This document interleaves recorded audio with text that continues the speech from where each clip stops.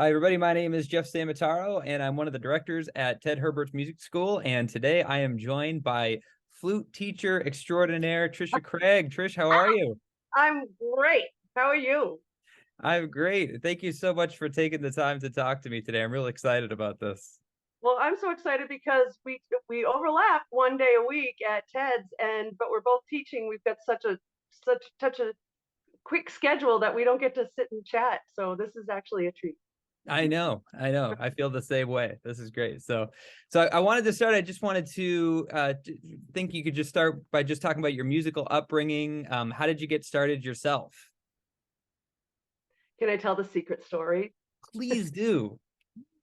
So I started playing music when I was 8, and as an aside, you can do the math, but this September I will have been playing the flute for 50 years, and I'm planning a big recital, big concert. It's going to be really, really fun. So, Awesome.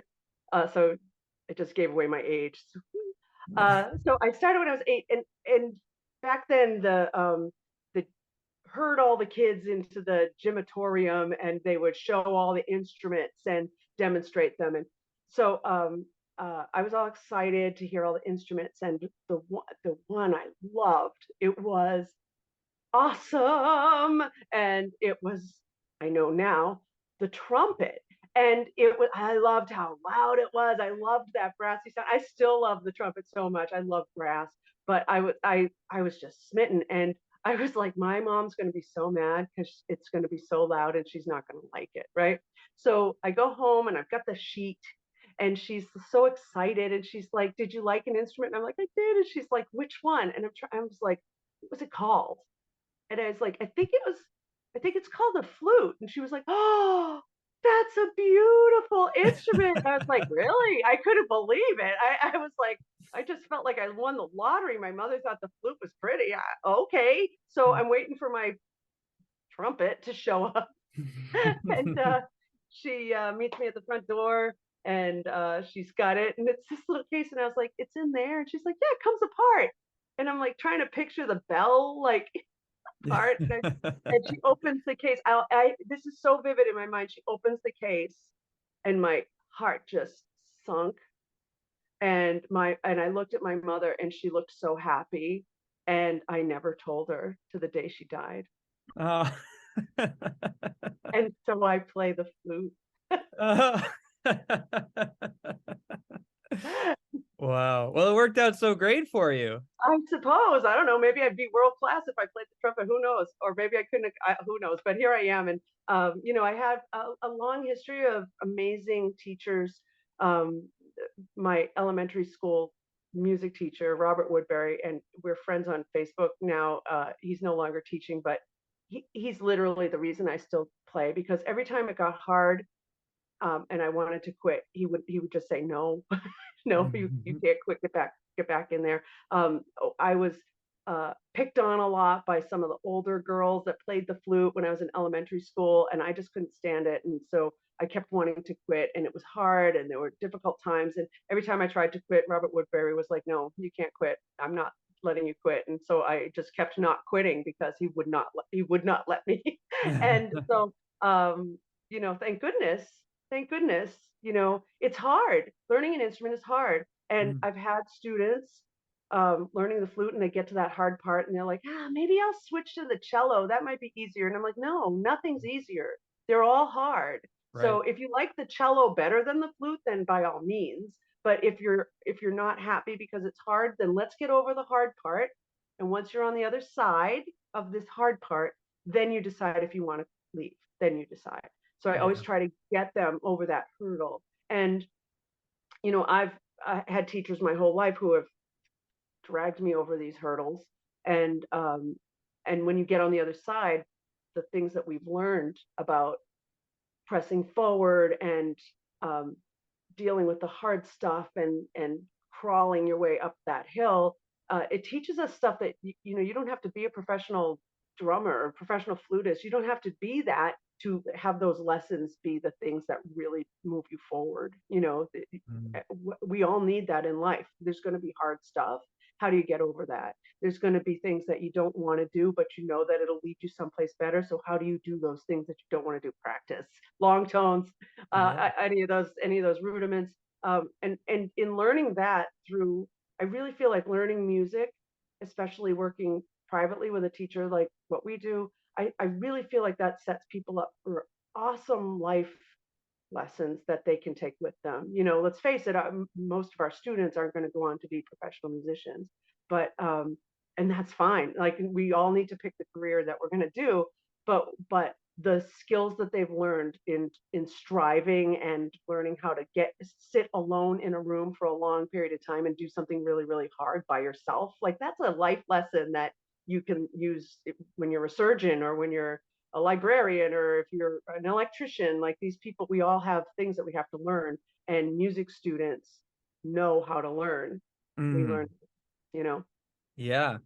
No, I love that. Yeah, I agree. I think it's the biggest lesson that students should take away from is that it takes consistency, it takes patience, it takes hard work, it takes passion, and it just takes showing up every day and working through the difficult and the hard times, right? Where you're trying to do something, you're trying to develop something, and it's hard, and it takes, and the effort that you put in and everything like that, sometimes you don't get that satisfaction right away, and you have to stick it through and keep going with it to see the other side of it. So yeah, I 100% What a agree. great, what a great skill for anything. What a great skill for their future relationships. What a great skill for any business or major that they go to in college. In fact, I do college counseling too for music students, and um, uh, grad schools, medical schools are actively recruiting people with music degrees Mm, because they're finding that all of these people who are super smart and they learned all the things out of the books, and they get to medical school or law school and they can't actually practice. And so they've never had to practice anything. They just mm, learn stuff, so they're all full of knowledge. But then when it comes to learning a technique, the medical schools in particular are really frustrated because they start trying to show you how to learn it, and they just get frustrated because they want to see it and know how to do it. But you get a pianist who's been playing since they were 4, and they're like, oh, I know, you got to do, and they can handle the critique, they can handle the feedback, they can handle the struggle, they can handle that failure, and you get mad for a minute and then you brush yourself off and you get back in there and you try again. And so it's the music students who are doing the best in medical school right now because they have these skills of persistence and striving for excellence. yeah, yeah. It's crazy, right? It is crazy. Yeah, yeah, but not surprising at the same time. Right, right. Yeah, yeah.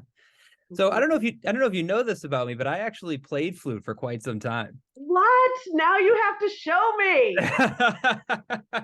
It's been too long for me to demonstrate anything now. I mean, I don't know. But I did play flute for quite some time in college when I was taking my elementary method classes and stuff, and I fell in love with it. I thought it was so much fun to play, and I loved how I could just take it out of the case really easily and just start practicing. Yeah, I thought it was so great. I mean, as a drummer, if I want to practice, I have to have the right environment that where I can make that kind of noise. I got to set up everything. It takes forever. But flute, I loved how you could just take it out of the case and just practice right away.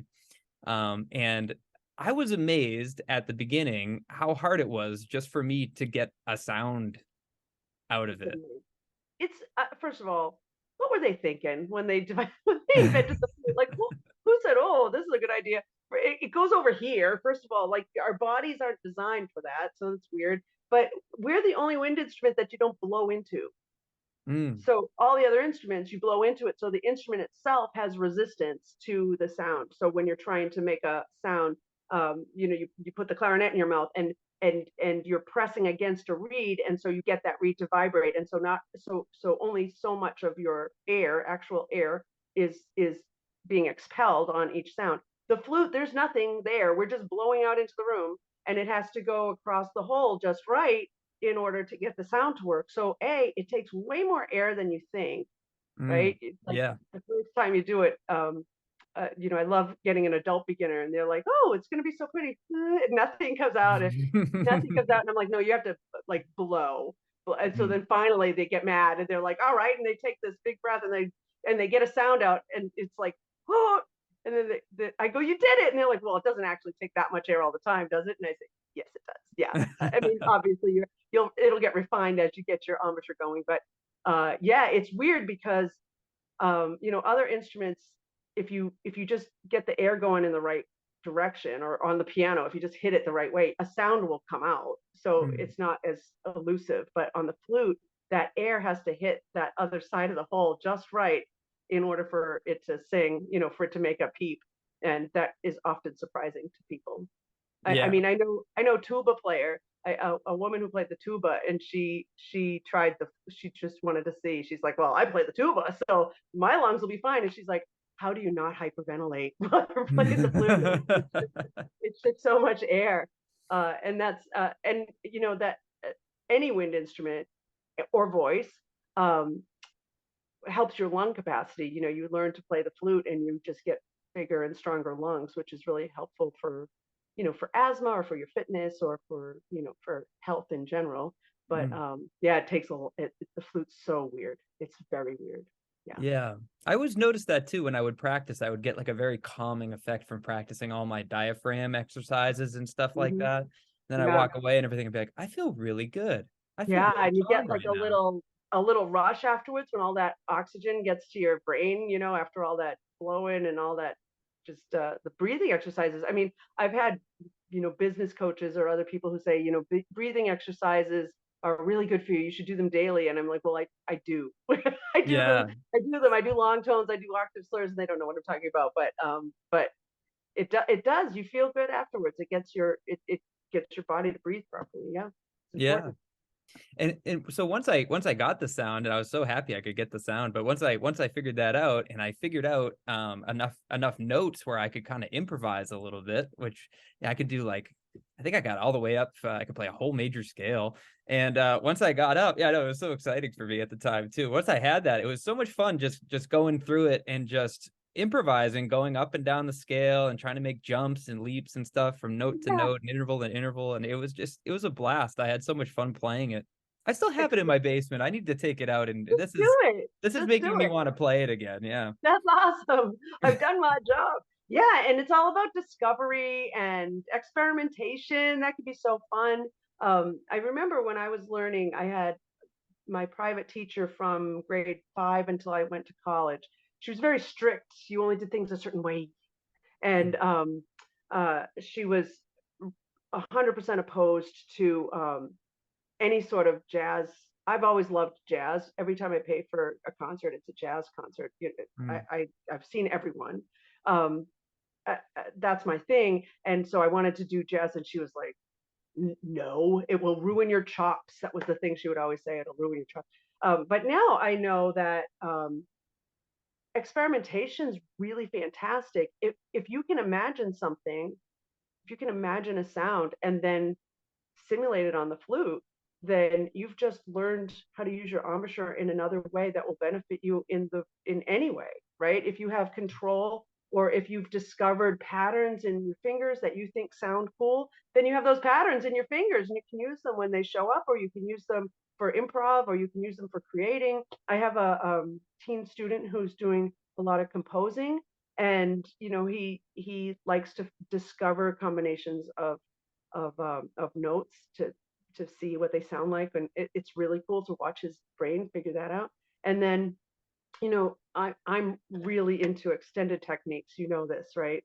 Mm. Should we tell the people at home what that means? Yes, please. Yes. So extended techniques are all of the things that sort of extend what the flute is expected to do. So all of the things that I was taught never to do as a child, I kind of specialize in now. And that's all these things like singing and playing at the same time, making weird sounds as you're playing a note. There's like this thing called Flatterzunge, which is flutter tongue, where you buzz your tongue as you're playing, and it makes this like it makes this cool whirly sound. I can make it sound like a steam engine. I can make it sound like all these percussive noises coming through the flute, and it's so fun. And I started when I first started doing extended techniques. I was a little afraid to teach it to kids because my former teachers was in my head, where she's like, it'll ruin. But then I discovered that when particularly my boy students, the male students, when they started getting bored, and I'd say, "Hey, can you do this?" And I'd be like, and they're like, "What? What's that?" And they just got lit on fire trying the extended techniques. And then in doing that, their embouchure got even better because they could maintain a tone while they were doing this. And so I was like, this is the way to get people modern, get them to experiment. And so now all of my students play all of these modern pieces as well as the traditional repertoire that we all learn, but they're kind of specializing in learning cool stuff. I did a video last fall that was on the Ted Herbert page with my student Claire. She's in the flute choir at Northeast Massachusetts Youth Orchestra, the Select Flute Choir, which I conduct. And we were doing a piece for head joints only. And Claire was always the quietest one. And when we took the head joint off and we started doing stuff with the head joint, Claire came to life like you've never seen. She's like, "This is the best. I love it. Oh my gosh." And she's squealing and she's making all the sounds and she's mastering being able to play things on just the head joint. And so um, that's become the inspiration for her to learn a lot more extended techniques. And she's doing a piece on the recital with one of her friends from high school that has the piece has extended techniques built in. It's a duet for two flutes and piano, and they're doing these the bending notes and all this stuff. It's really fun. It makes it fun, and it makes it more of a discovery. You know what you want that bendy note to sound like. So how do we find out how to do it? And it's really fun to help the kids do that. It's fun for me to do it. It's fun. Oh yeah, yeah, for sure. Yeah, I can imagine that gives you a lot of flexibility, right, with what you're able to do. Because if you're Yeah. able to, yeah, yeah. One of my favorite flautists, Herbie Mann. You ever heard of him? Yeah. Yeah, he does like this growl thing that's like Oh yeah. super cool that he does like Yeah. mid flute solo. Yeah. Yeah. And I always thought that was like the coolest thing, and it would always like pull my ear back to the recording if I like was like zoning out, and all of a sudden it would do it. I'd be like, oh, that's so cool. Yeah. So the Flatterzunga, the flutter tongue sound, you can do that two ways. You can do it at the front of your mouth with like rolling your R's, or you could do it at the back like a growl. So that's probably what he was doing with the ones that you heard, some form of that. And it's super cool. You can also vocalize while you're doing that. You can vocalize while you're playing. So, and one of the fun things is jazzers are a little less hindered, and they're just like, try this, whatever. And they get, so they discover some really cool stuff. And so, yeah, that's awesome. The first concert I ever went to in my whole life, my dad took me to see Hubert Laws, who's this jazz flute guy, in Boston at the Boston Jazz Festival back in the 70s. And I had never been to a concert. I was in like, I don't know, fifth grade or sixth grade, and I got to go into Boston with dad and go to this Boston Globe Jazz Festival and see all the different vendors and all. It was just, it's a moment in my mind that is so huge. And listening to Hubert Laws play, he was amazing. And it was right around the time that his album Romeo and Juliet came out, where he took um, the the orchestral stuff, Romeo and Juliet, and turned it into a jazz thing. And it was beautiful and stunning. And so now, recently, like a couple of years ago, I was like, I want to hear it again. It's got all this techno stuff behind it. Like it was a little bit too experimental in that. So I want to send him a note and say, dude, please, can you remake Romeo and Juliet with like all acoustic stuff, and just so that it doesn't have that, because it doesn't it doesn't didn't travel well as far as time periods go. It sounds like the 70s, it really does. Yeah. But I'll never forget it. Like Hubert Laws up there playing the flute, and oh my gosh, it was amazing. So Mm. yeah, yeah, I love that. Yeah. I know. I feel like like we all have like those moments where like we see like a performer on stage and he's doing what we want to do, and we see it and we're just like, that is the coolest thing ever, and it just like sparks an entire lifetime of adventure and journey right. from there. Adventure. That's a great way to put it. Yeah, yeah. That's awesome. So I wanted to ask you, so is there like an optimal age to start learning the flute, like I for a child? Yeah, I start them at 6. So if they're younger than 6, I won't. If they're younger than 6 and they really want to play the flute, then I'll do recorder lessons with them, like actually play the recorder for if they're 5. 5.5 or something, we do the recorder for a little while, and then once they're 6, I start them on the flute. The only problem with 6 is the 6-year-old has to want to do the flute because it's Mm, hard and it's not something that they're going to go do on their own. So there has to be a commitment from the kid and from the parent. I have a 6-year-old student right now. She's a riot. She's awesome. She's cranking. She's learning, and they go at a 6-year-old's pace, but she's playing the flute and she really, really wanted to. So her mom was my student from grade like 7 through 12, and now she has a 6-year-old and the kid's studying with me. It's so fun. So I knew that that would work. If mom or dad, if somebody's looking for an activity for the kid, if flute's not the thing, unless the kid's really motivated to do the flute. There are other instruments that are easier to plop a 6-year-old in front of to get them started. But so mhm. 6 is fine. If it's someone who's just looking for an instrument and they're not sure and they want to try something, then 8 always works. 8 always works. Okay. But I start them at 6, and then on the other end of the spectrum, it doesn't matter how old you are. You can Mm, start in your 80s. It doesn't matter. And um, I love adult learners because they come with this hang up that they're too old. And I'm like, no, no 9-year-old worries about their age when they start an instrument. Like, no one else is talking about that. Why are you 50 and saying, am I too old? Too old for what, first of all? mm, Too old for what?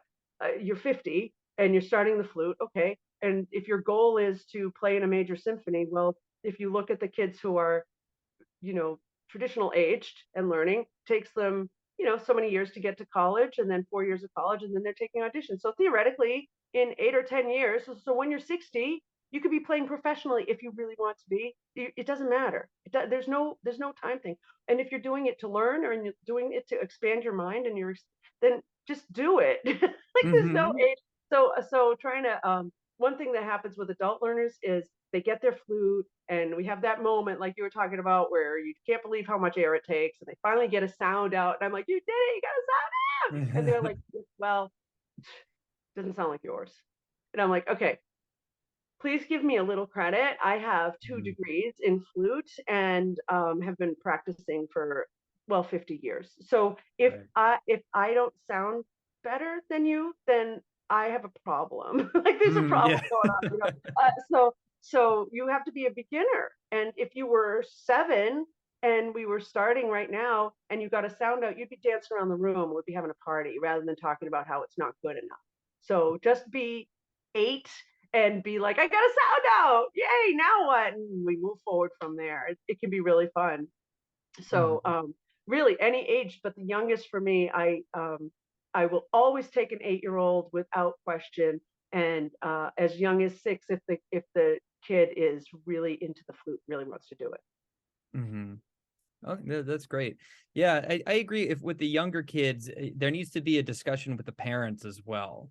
Like Yeah, there needs to be an agreement there that it's like you need to help them, and there needs to be this understanding that there's a routine being built here in that's a order good for way this in order for this to be successful. right. I Yeah. like how you just said that there's a routine being built here. And to help the parent, especially of the youngest ones, understand what that routine looks like so that they can support them as they're trying. And I tell the parents, you don't have to play the flute, you don't have to get a sound out of it, but you can say, did you practice the octave slurs or did you practice your long tone today? Let's do the long tones together, that kind of thing, so that the parents are sort of helping because again, it's really hard at any age to, leave the family setting, stop doing some fun thing that you're doing and go in a room all by yourself and do this hard thing for an extended period of time. That's not fun. Mm, And I've had parents say, well, I disagree. If it's not fun, then why would they do it? We don't want to do things that aren't fun. And I'm like, well, there's a lot of intrinsic value in learning things that it may not be fun to learn it, but it's really fun to play. It's really fun to play well. It's really fun to be able to make music with other people. And you know, I conduct a community band up in the Baker Valley, New Hampshire, Baker Valley Band, and I love community bands so much because these people, some of them started as beginners, as adults, and now they're playing in this community band. but some of them played when they were kids, and then when they got older, they pulled the thing back out. There's a flutist in there who was my student from Ted Herbert's when she was in her early 20s, and now her daughter is my student. And the mom finally was like, I miss it. And I'm like, get the thing out and come join the band. And so she did. She's like getting her chops back and just having fun. And there's last night in the community band, it's all different people, and they're not. I think one of them has a music degree and is retired from. She has some musical training, but everybody else is just, they do it for fun. They have all different kinds of experience through their life. And last night we had a composer come and do a master class for a piece that we're working on. And at the end of the practice, there were cheers. One woman who just joined us last night for the first time said that was the most fun I've had in 20 years. Like, it's fun to make music together. It's a blast, but you have to practice and get good enough so that you can do that. And it can sustain you through your whole life. Like, these people, I've got members in their 80s, so so I just think everybody should learn music, for it's it's just so good for you. I've seen widowers who say, thank God I have the trumpet, because I don't know how I would have gotten through those times without the community band that I'm in. Yeah. Or there's a gentleman in my band right now who lost his mom recently, and it was sudden and unexpected, and he struggles with it. And so he wasn't going to be able to come to band practice every week because he was going to grief counseling. And after he was going every other week, and then he just kept coming to band. And I'm like, dude, what about the grief counseling? He goes, you know what? That wasn't helping me as much as being here helps me. I love that. Love that. Mm-hmm. Yeah. Yeah, I know. It's like those some of my best memories of my entire life have been playing music with other individuals in a group setting. Yeah. 100%. Yeah. And it's communicating and it's listening. And I was talking with one of my teen students who was having trouble being motivated to practice, which we all have that problem. And so I like to help people envision what they love, because I said to her, she's 16, 17 years old, and I said, so if you don't love doing it, then don't. You can just quit. She's like, oh, I don't want to quit the flute. And I'm like, okay. So then what do you love about it? And she thinks about it and she goes, I love being in a big band with all the sound, all the instruments, and playing really hard music. I love that feeling. And I'm like, so that's what you want to think about to get yourself to practice. You want more of those experiences than you practice your flute. She's like, oh, that I've never thought of it like that. Mm. But that feeling of being in a concert band and having all this sound, flutes sit in the front and all the sound just comes like at us. It's really cool. It's so fun. Yeah. you Yeah. know? Yep. No, I 100% agree. Well, Trish, thanks so much for taking the time today. I really, really appreciate you, and I really appreciate you taking the time. And I think I speak for everybody at TEDS that we love having you at TEDS. You're a fantastic human being, a fantastic teacher, and thank you so much for your time. Thank you. This was really fun. And I've been at TEDS for it's almost 30 years. I've been there for a really long time, and I just love the community element of it. It's just a special place. And I had the honor of knowing Ted a little bit. I started teaching there when Ted was still around, and so I'm so proud that the legacy is still carrying on. And so thank you for all that you do. You're amazing. You're amazing. Thank you, Trish. Well, So, you have yourself a great day, and I'm gonna go take out my flute. I'm totally yay! motivated now. I got it down in my basement. I'm gonna go take it out and see if I can dust it off and get a sound out of it. All right, I'll teach you how to do that growling sound once you get it going. Yes, yes. Awesome, awesome, awesome. Thank you so much, Trish. Thank you.